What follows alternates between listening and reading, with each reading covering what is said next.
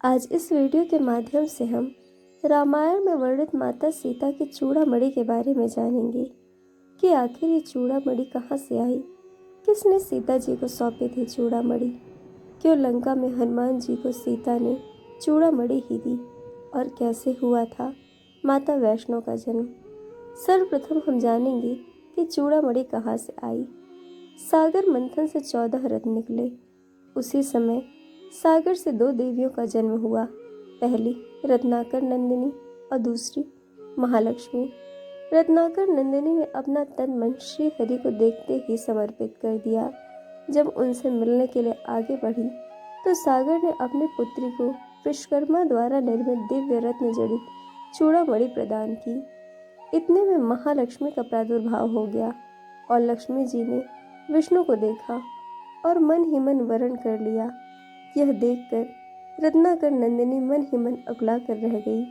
सबके मन की बात जानने वाले श्री हरि रत्नाकर नंदिनी के पास पहुंचे और धीरे से बोले कि मैं तुम्हारा भाव जानता हूँ।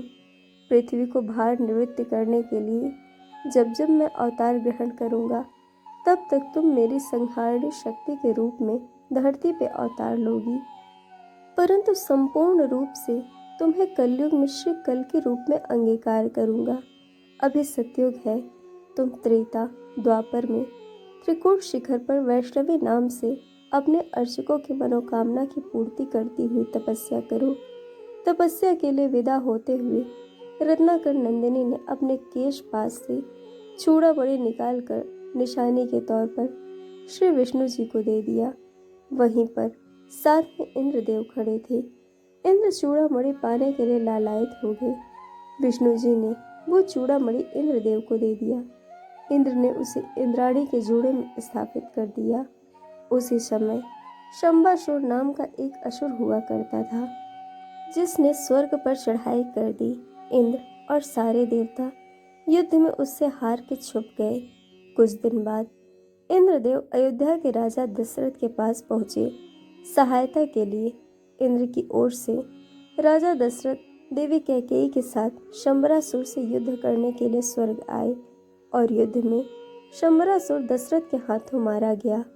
युद्ध जीतने की खुशी में इंद्रदेव तथा इंद्राणी ने दशरथ जी और देवी कैकेयी का भव्य स्वागत किया और उपहार भेंट किए। इंद्रदेव ने दशरथ जी को स्वर्ग गंगा मंदाकिनी के दिव्य हंसों के 4 पंख प्रदान किए। इंद्राणी ने कैकेयी को वही दिव्य चूड़ामणि भेंट की और वरदान दिया कि जिस नारी के केश पाश में यह चूड़ामणि रहेगी उसका सौभाग्य अक्षत अक्षय तथा अखंड रहेगा, और जिस राज्य में वो नारी रहेगी उस राज्य को कोई भी शत्रु पराजित नहीं कर पाएगा। उपहार प्राप्त कर राजा दशरथ और कैकेयी अयोध्या वापस आ गए। रानी सुमित्रा के अद्भुत प्रेम को देखकर कैकेयी ने वह चूड़ामणि सुमित्रा को भेंट कर दिया। इस चूड़ामणि की समानता विश्व भर के किसी भी आभूषण से नहीं हो सकती। जब श्री राम का विवाह माता सीता के साथ संपन्न हुआ और सीता जी को लेकर श्री राम अयोध्या धाम आए तो सारे रीति रिवाज संपन्न हुए। तीनों माताओं ने मुंह दिखाई की प्रथा निभाई। सर्वप्रथम रानी सुमित्रा ने मुंह दिखाई में सीता जी को वही चूड़ामणि प्रदान की। देवी कैकेयी ने सीता जी को मुंह दिखाई में कनक भवन प्रदान किया। अंत में कौशल्या जी ने सीता जी की मुंह दिखाई में प्रभु श्री राम जी का हाथ सीता जी के हाथ में सौंप दिया। संसार में इससे बड़ी मुंह दिखाई और क्या होगी। जनक जी ने सीता जी का हाथ राम को सौंपा और कौशल्या जी ने राम जी का हाथ सीता जी को सौंप दिया। राम की महिमा राम ही जाने। हम जैसे तुच्छ दीनहीन अज्ञानी व्यक्ति कौशल्या की सीता के राम के प्रति ममता का बखान नहीं कर सकती।